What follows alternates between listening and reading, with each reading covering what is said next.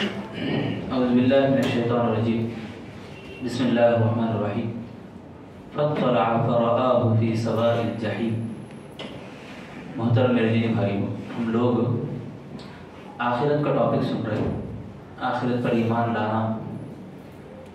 اس بارے میں ہم لوگ حشر کے میدان کی ہولناکیاں سن رہے ہیں، حشر کے میدان میں کیا کچھ ہوگا۔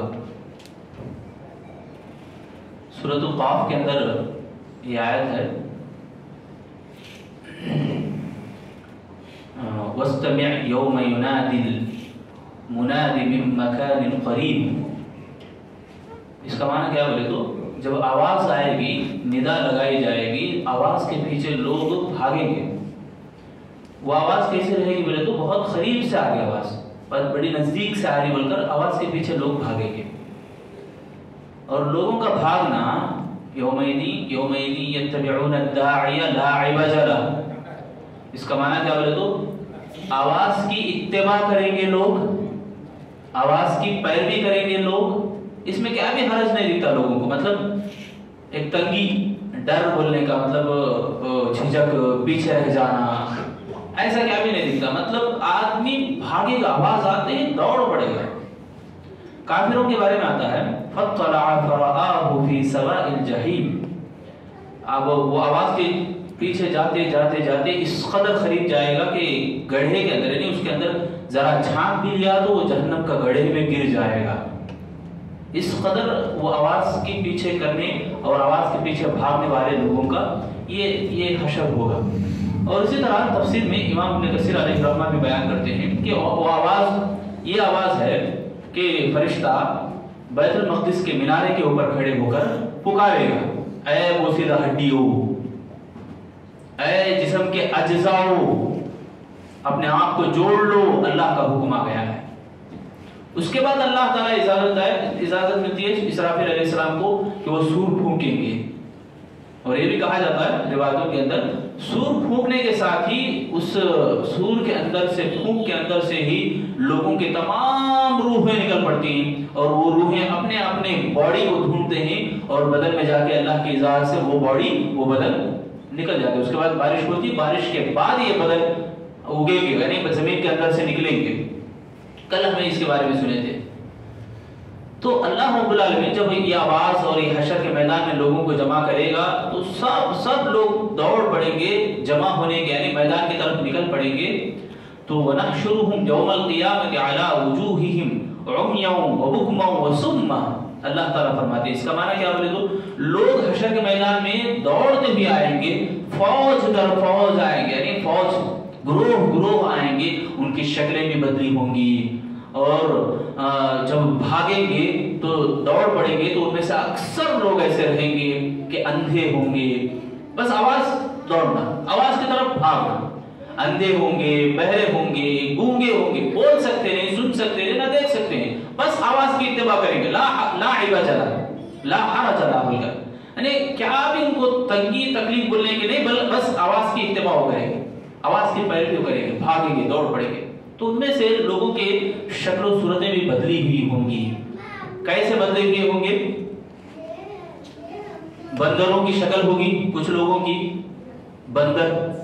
بندروں کی شکل ان لوگوں کو دیا جائے گا، اللہ تعالیٰ ان لوگوں کو دیتا ہے جو لوگ چغل خور رہتے ہیں، چغلی کرتے ہیں، ادھر کی بات ادھر، ادھر کی بات ادھر، لوگوں کو ورغلانا، پھسلانا، دراڑیں ڈالنا، محبتوں کو بکھیرنا، اختلافات پیدا کرنا، اتحاد کا پارا پارا کرنا، یہ سب کام جو کرتے ہیں چغلی خور، ان کی صورتوں کو اللہ بندر بنائے گا۔ اس لائق ہے وہ، بندر کے جیسے چال ہیں ویسے ایک چغل خور کے چال ہوتے ہیں۔ اور کچھ لوگوں کے شکلوں کو اللہ تعالیٰ خنزیر کی صورت بنا دے گا، سور کی۔ ان لوگوں کا کام کیا رہتا ہے؟ یہ لوگ سود خور رہتے ہیں، رشوتیں کھاتے ہیں۔ کیا تو بھی کام کرنا بولے تو ہوں دیکھتی نیچے اشارہ، نہیں بولے تو سر کھلا رہتے بڑھتے، کیا تو دیو بول، رشوت، سود خور، رشوت، یہ جتنے بھی شکلیں ہیں۔ اور کچھ لوگوں کی شکلیں رہتی سر نیچے اوندا رہے گا اور وہ گھسیٹے جائیں گے، ان کو کوئی چلانے والا نہیں، بس اللہ تعالیٰ ان کو چلائے گا۔ یعنی جو کچھ عمل دنیا میں رہے گا اس عمل کا بدل وہاں اللہ تعالیٰ ایسی شکلوں میں اٹھائے گا۔ اور کچھ لوگوں کی زبانیں لمبی ہوں گی، सीने तक होंगी। जिन लोगों को हक मालूम है वो बोलते नहीं, ऐसे लोगों को अल्लाह ऐसे सजा देता है। खास तौर से वो उलमा जो बातें कुछ बोलती हैं और अमल कुछ रहता है उनका, और बहुत सारे ऐसे उलमा जो लोग अपनी मनमानी और पेट पालू के लिए, अपनी रोजी रोटी के लिए गलत बातों को लोगों के बीच में फैलाते हैं। हकीकत उनको मालूम रहने के बावजूद बहुत सारे ऐसे फितने वो उभारते हैं, लोगों के बीच में वरगलाते हैं। और कुछ लोग ऐसे भी होंगे कि अंगार का एक सुतून रहेगा, सुतून से सूली जो रस्सी रहेगी, वो रस्सी को सूली में वो अपने आप को, अपने सरों को डाल लेंगे और उसे टंग के रहेंगे। ऐसी शक्ल में भी लाए जाएंगे। उनका अंजाम, उनका गुनाह क्या रहेगा? बादशाहों को या वक्त के उलमा को क्या करते रहेंगे? बहकाते रहेंगे।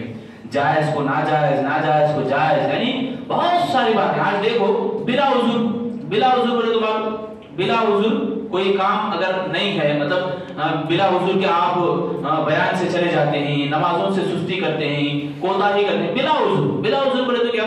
बिला उज़ुर का माना ये कि आपके पास कोई उज़ुर नहीं है। अल्लाह ताला जब हशर के मैदान में पूछेगा कि नमाज क्यों नहीं पढ़ा, जब बयान होता था, कुरान और हदीस की बातें होती थी, तो क्यों नहीं बैठा? तो इसका जवाब आपके पास है तो वो उज़ुर है। अगर जवाब नहीं है आपके पास, अल्लाह के सामने खड़े होकर बोलने की ताकत है, बोलने के बाद अल्लाह ताला उसको कबूल करता नहीं करता, ये भी बात है ना। यानी सख्त तो मजबूरी है तो वो उज़ुर कहलाती है। मजबूरी क्या भी नहीं है, सलाम फिरते धड़ाम से लोगों का निकल जाना बिला उज़ुर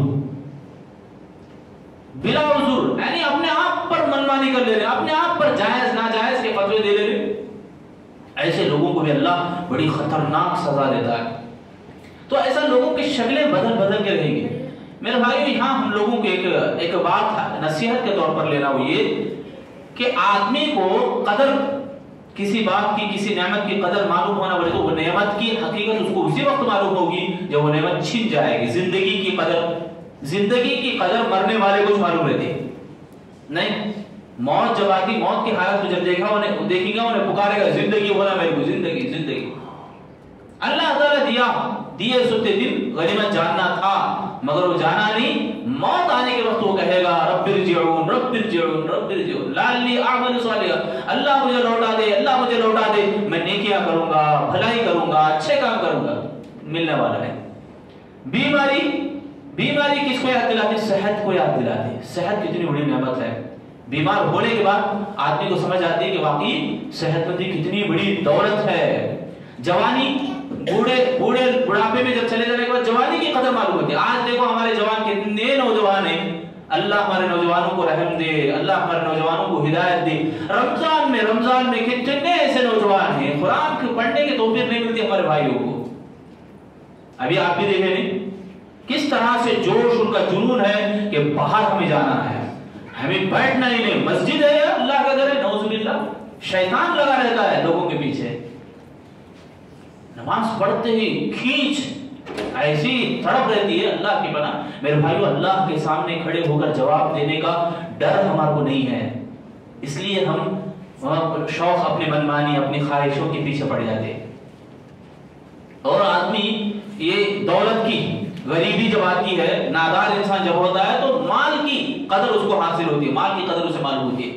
तो बहरहाल हम ये नसीहत हासिल करना है, अल्लाह ताला के पास खड़े होकर, अल्लाह के पास मैदान में जमा होने से पहले हम अपने आप को परखना है। इमाम गजाली अलैहिर्रहमान फरमाते हैं, देखो मैं और आप क्यों गनीमत जाने जिंदगी को, क्यों माल को गनीमत जाने, क्यों जवानी को गनीमत जाने, क्यों जिंदगी को गनीमत जाने? इसलिए कि इमाम गजाली अलैहिर्रहमान फरमाते हैं कि इंसान जब मर जाता है, मरने के बाद उसकी जो लत रहती है वो लत उसके साथ रह जाती है। क़यामत के दिन हशर के मैदान में क्या होगा? जो म्यूजिक सुनता रहता नहीं, पुराने जमाने में जैसे बांसुरी रहती है, तो वो पुंगी बजाने का, यानी बोले तो वो गिटार जिसके जरिए से उन्हें सुकून बोलता है, जिसके जरिए से मैं सुकून हासिल करता हूं बोलता है। तो ये बांसुरी, ये जो गिटार है, वो जिसका दीवाना रहता है, क़यामत के दिन उसके हाथ में रहेगी। वो क़यामत के दिन भी उसके हाथ में रहेगी। एक शराब पीने वाले को अल्लाह ताला क़यामत के दिन उसके हाथ में वो बोतल दे देगा, हाथ में बोतल रहेगी। हशर का मैदान है, अल्लाह का गुस्सा है, जन्नत जहन्नम सब है, पुल सिरात है, सब नंगे हैं बगैर कपड़ों के ही।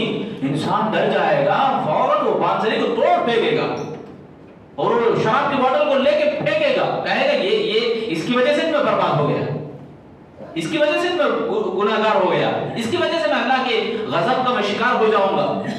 वो बांसुरी, वो शराब का बोतल उससे दूर नहीं होंगे, फिर चिपक के लग जाएंगे, फिर लग जाएंगे, फिर अटैच हो जाएंगे उससे।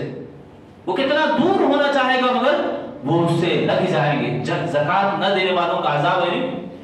फतुकवा बिहा जिबाहुहुम व जुनूबुहुम व ज़ुहूरुहुम हादा मा कनस्तुम लिअनफुसिकुम फदूकू मा कुंतुम तकनिज़ून। अल्लाह फरमा रहे हैं ये जो अज़ाब, ये माल है, ये अज़ाब बन के तुम्हारे पास आएगा, पेशानियों को जलाएगा।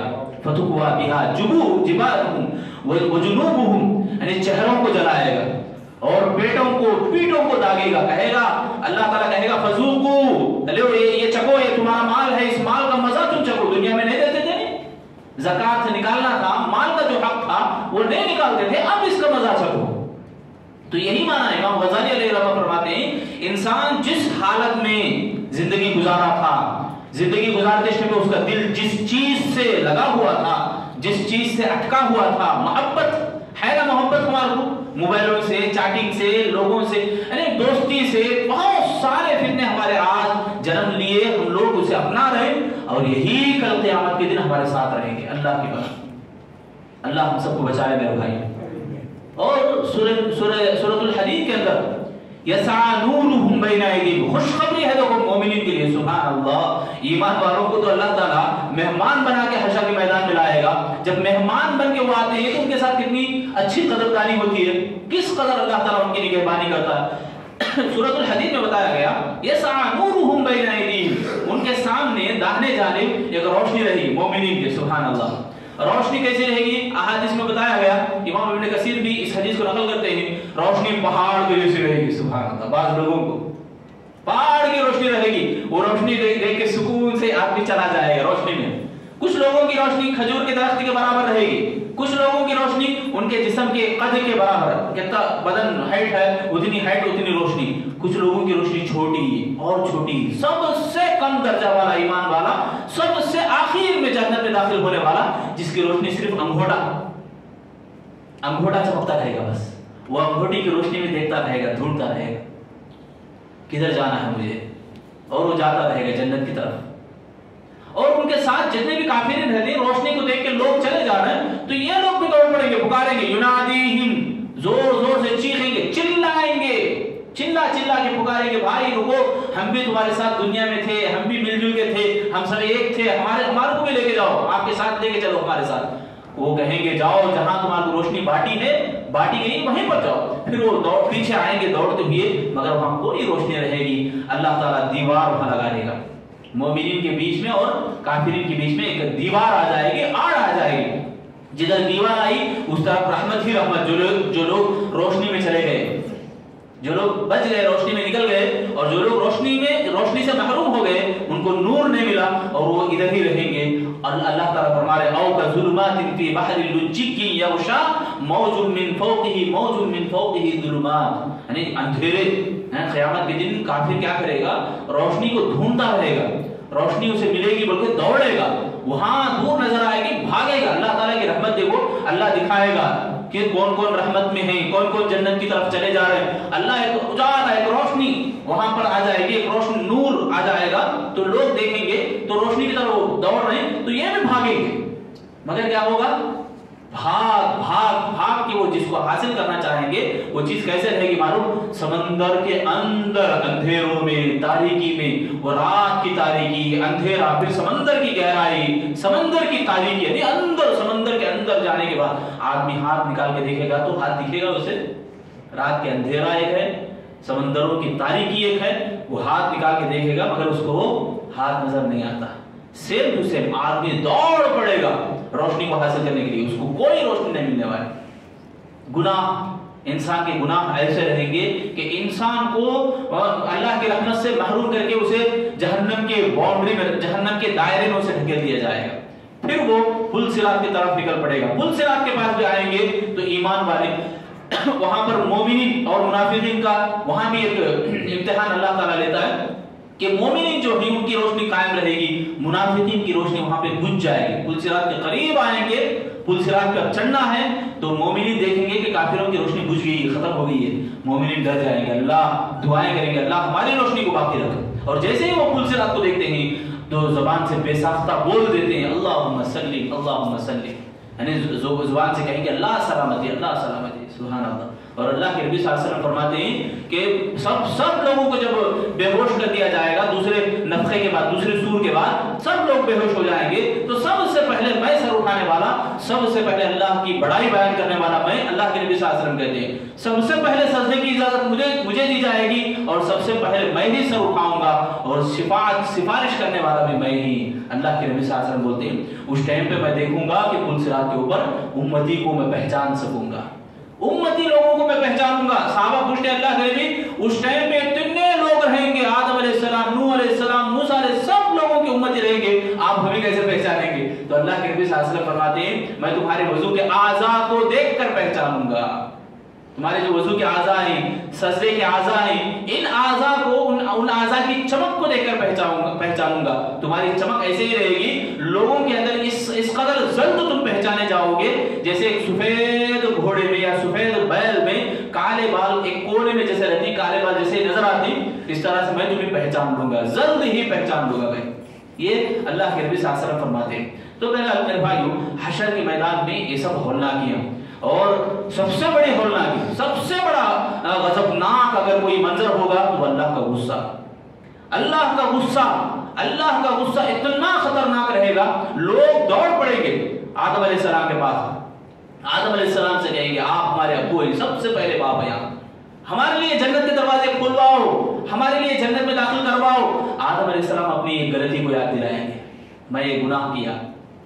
نوح علیہ السلام وہ بھی کہیں گے مجھے اللہ تعالیٰ کی ڈانٹ پڑی ہے دنیا میں میرے بیٹے کو میرا اہل بولا تھا، حالانکہ وہ ایمان نہیں لایا تھا، اس پر اللہ تعالیٰ مجھے ڈانٹ دیا، میں کیا بھی نہیں کر سکتا. میرے بھائیو ذرا غور کرو، یہ واقعہ ہمیں سنے ہیں، سنے نا میرے بھائیو، بہت بار سنے ہیں. یہاں غور کرنے کی بات کیا معلوم، انبیاء معصوم ہیں، گناہوں سے پاک ہیں.